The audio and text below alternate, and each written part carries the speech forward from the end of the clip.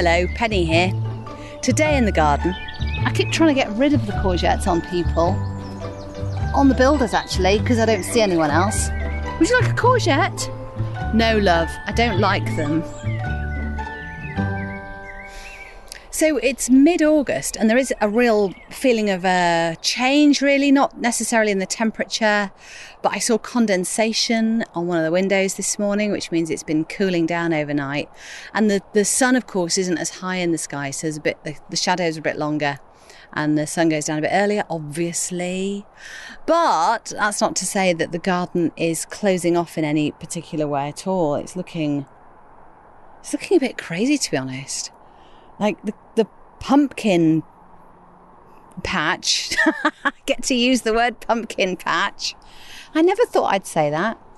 The pumpkin patch, I think it's just one pumpkin plant went in there and it has gone crazy big with these beautiful orange flowery things. Anyway, so tools, right, okay, let's put the tools in the shed in a passive aggressive way to keep them out of the builder's way. And then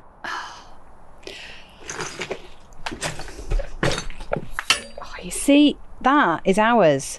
This rake has been propped up by the side of 1.5 metre height of bricks, which is waiting to be laid into the ground because we're having an extension.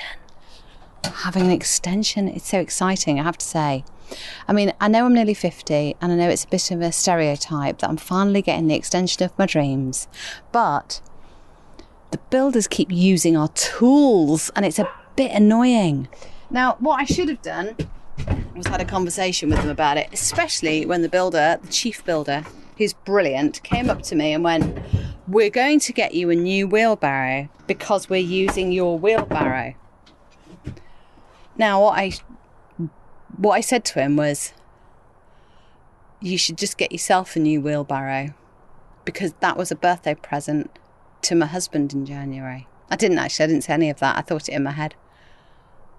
I should have said it though, shouldn't I? But I didn't. I just went, "Oh, right, yeah, great. Do you want a cup of tea?" I've become a bit kind of subservient.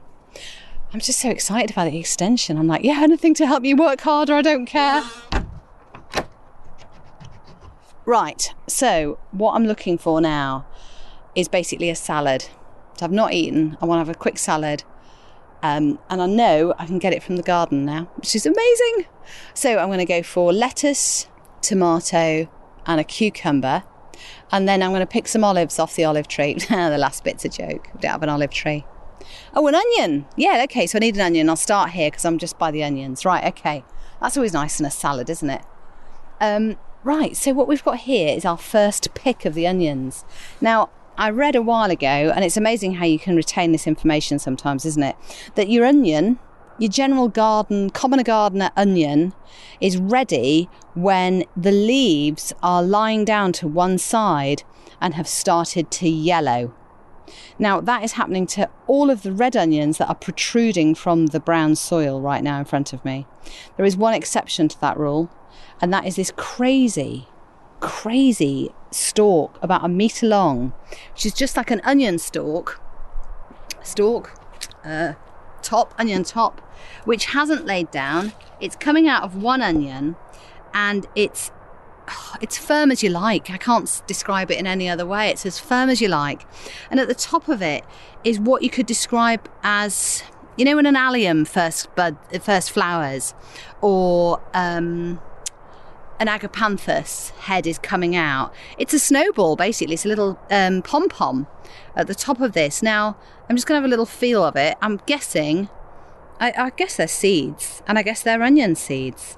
Now, what I do with this information, they're not dry yet, so I think I'm going to leave this one. I'm going to leave it. I think the seeds should dry out, and then, who knows, we might have seeds for onion. I don't know. I'm going to have to research this anyway, aren't I? But so I'm going to go for one of these lovely onions down here, and because I'm a bit anal retentive, I'm going to take them out row by row. I'm not going to take them all out because I don't need them all. I need one. I'm going to knock off the soil, and then I can pull off the head, as it were, the greeny yellowy stalks now.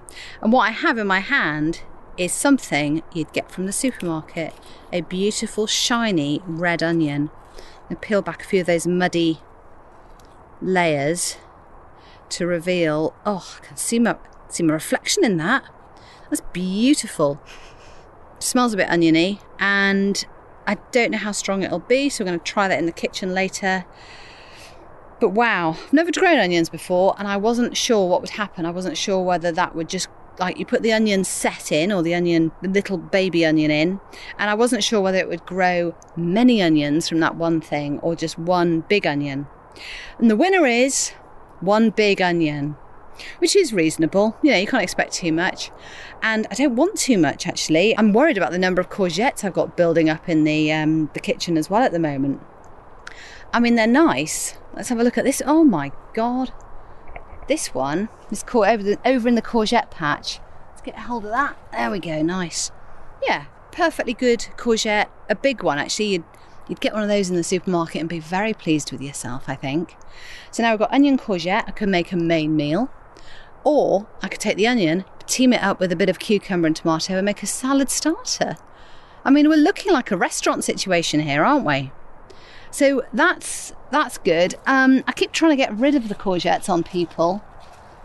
On the builders, actually, because I don't see anyone else. Would you like a courgette? No, love, I don't like them. And the young apprentice on site, the 16-year-old, this is his first job, who's really grumpy. He's really grumpy and complainy. So I said, do you want a courgette? He went, what's one of them? I went, didn't quite know how to describe it. And the older builder went, it's like a cucumber, but less watery. And this little guy just pulled a face like, why would I want that in my life? So no one's up for a courgette. I felt like frying him up one and going, here, try this. But I thought that's a bit of a middle class mummy thing to do, isn't it? Come on, have your vegetables. I do feel like mothering him, unfortunately. Right, in between the courgettes and the onions, we've got leeks. Now, they're not really impressive. I'm a bit worried they're going to just be a bit weedy. However, I'm guessing they're kind of more like autumn vegetables, and so maybe they're doing some magic in the ground. But they've always been a bit weedy. And by that, I mean weak and a bit thin, really. So, yeah, this is all very interesting. And, yeah, it's all coming together, I suppose, isn't it? On the plate, as it were, which is very pleasing. So I'll pop in the greenhouse, I'll pick up a couple of tomatoes and a nice fresh crunchy cucumber. So quite salty, it's quite nice. And put those together in a small salad, bit of olive oil, bit of lemon, and just enjoy that. Sounding a bit Nigella Lawson now, I know that. Delicious. But it's pleasing because in past sort of attempts in different seasons, I've been really out of step with all of the items. I've had too many courgettes and nothing else, or too much lettuce and nothing else.